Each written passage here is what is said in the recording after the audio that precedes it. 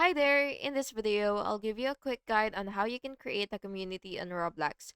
The first thing that you will have to do is you will go to community or groups, which is on your menu, and just go ahead and click that and wait for it to load.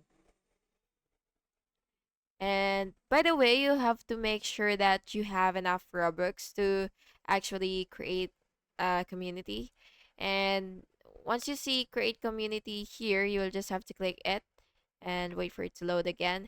And then what you will do is you will name your community and of course your description and your image that fully describes your or that fully symbolizes your group.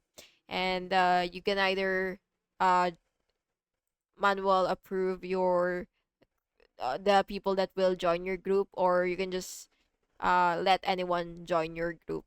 So yeah, if you want more people to actually have access to your group to actually be allowed to join in immediately, you will just have to click anyone can join. And then of course you have to make sure that you have 100 robux so that you will be able to successfully create your community or group.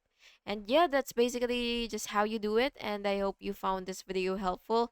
And if you did, please make sure to like and subscribe for more videos like this. Thank you and have an awesome day.